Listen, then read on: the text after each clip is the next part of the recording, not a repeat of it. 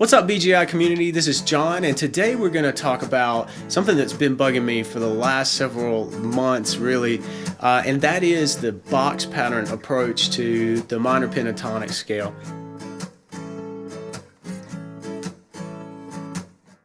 You know, so many of us get caught in that trap of practicing the box patterns, you know, the 5 basic patterns, up the neck, down the neck, but then when it comes time to jam and really express yourself using the coolest scale on the planet, the minor pentatonic scale, that is, like, nothing seems to come, and it's a mystery because there really are so many notes in those patterns. But when you boil down the minor pentatonic scale, it's really just 5 notes, and we're going to take a look at those 5 notes a little bit differently today, and then I'm going to show you a way that I like to practice the scale in a very musically oriented way, and it really helps me whenever I'm just jamming or writing a lead or just playing by myself on the couch. So with that, let's grab the guitar and get right to it.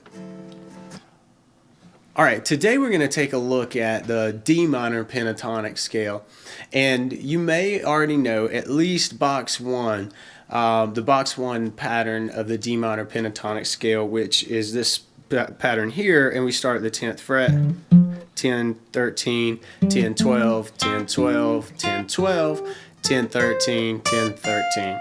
And that's just a very comfortable spot for us to kind of solo in and just pull off a lot of cool licks. It's great, don't get me wrong, but you really don't see the scale there. Where you might see it a little bit more clearly is if we focus this scale and just boil it down to just one string. And for today's lesson, I'd like to take the B string. Although you can do that on any string, let's just stick with the B string.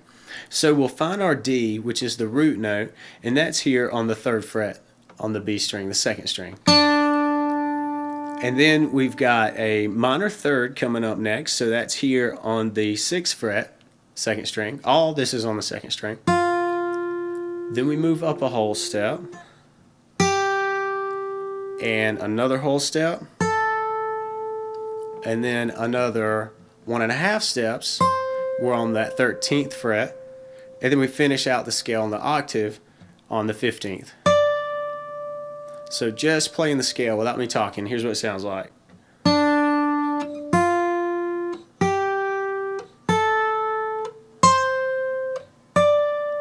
Alright, so work that into your practice routine. I'm not saying forsake the box pentatonic shapes if you are already familiar with them, but work this in because it really gets you thinking about the intervals. You can see this big stretch here from the root coming off to the next note. The minor 3rd is just, 3 frets. And then you're going up a couple frets, up a couple frets again, then you got another one of these stretches, and then finally up a couple frets for the octave.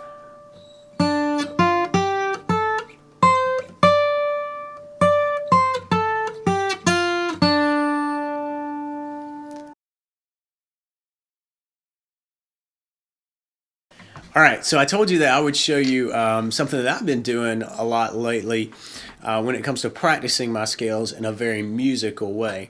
And this is where, playing some fingerstyle acoustic guitar really comes in handy because you can kind of get the bass going, playing a scale on top of it, but making it cool. Here's what I'm talking about.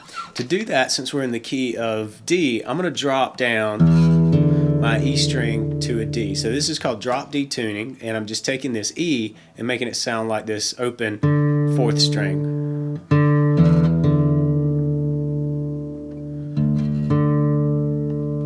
Alright, and then I'm going to let my thumb do just some thumping between the two, and then I'm just going to have some fun with those 5 notes.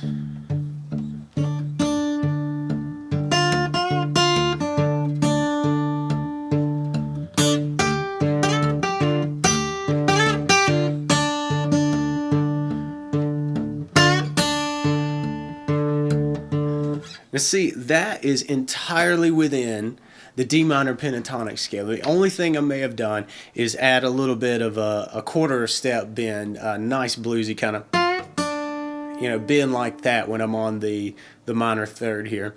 but I'm using just the 5 notes really, and this sounded pretty bluesy, and it's a whole lot more fun than practicing your box pentatonic patterns all up and down the neck.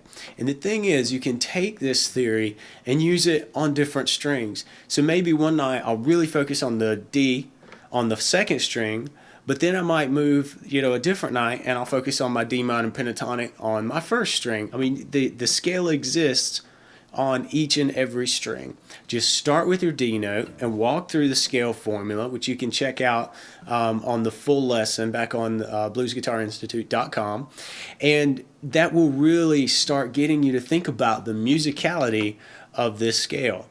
And absolutely, this is so much more fun to me to practice like this. I'm having a ball with it, and I wanted to share it with you. So, maybe you can work something like this into your playing, into your practice, and I hope you get a ton of fun out of it.